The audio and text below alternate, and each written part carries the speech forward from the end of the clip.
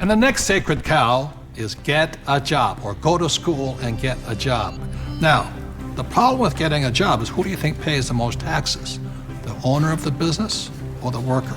To that, I'll turn to my accountant here, Tom. Well, it's clearly the employee who's paying the most taxes.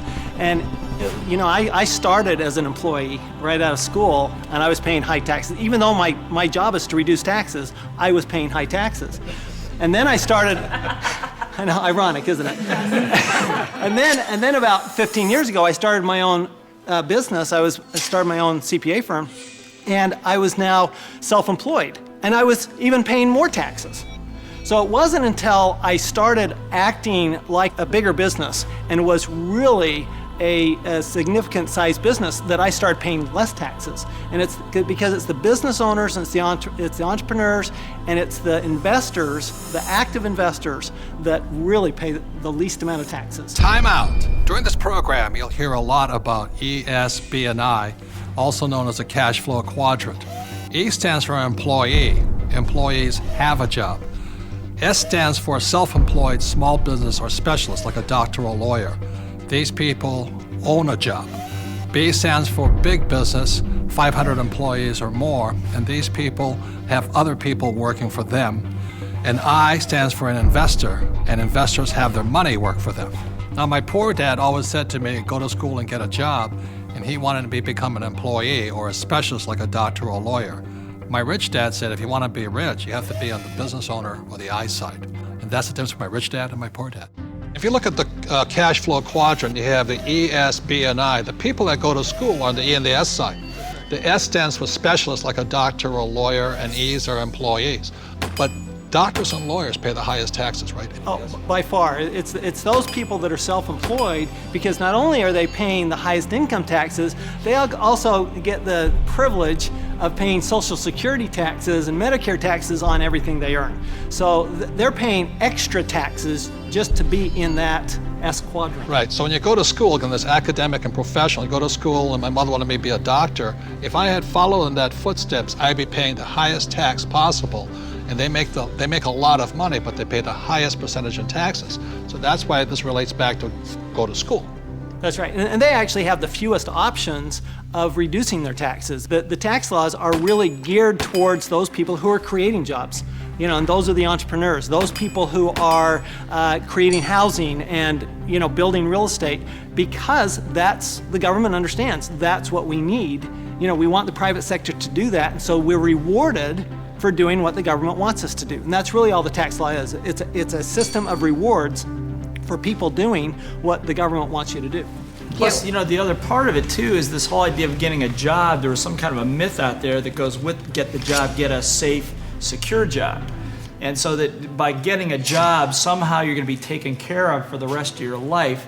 And all you gotta do is pick up any paper to see how many tens of thousands of people are losing their jobs. There are no safe, secure jobs, and now we're competing with India and Asia for jobs that were sacred to America at one point in time.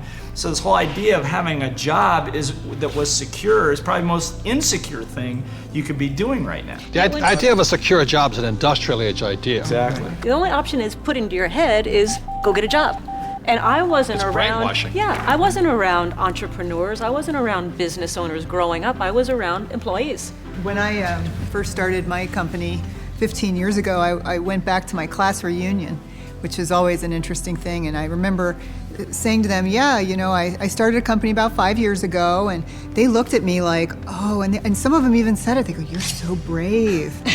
And I'm thinking, you know, I've had this company for 5 years now. That is the longest I had ever worked anywhere.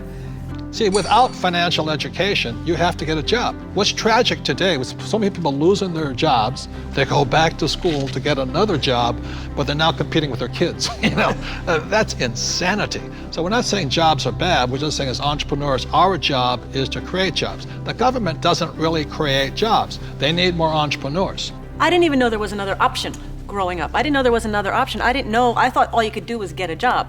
So again, it's not right or wrong to be an employee, but I'd like to know what my options are. Right, because when you were in school, did they say, go to school, get your diploma so you can become an entrepreneur? I mean, you'll never hear that in the school system. No, they said work your way up the ladder, get the bigger Get a better paycheck, get a job. better Go to college job, to get a higher better pay. job. But you're right, job is the only option that you'll hear in school as a rule. And job stands for just over broke, you know? To me, the real issue with the job is it's the highest risk profession you can have because you only have one client. Now, when I started my business 15 years ago, it was after being fired from a job.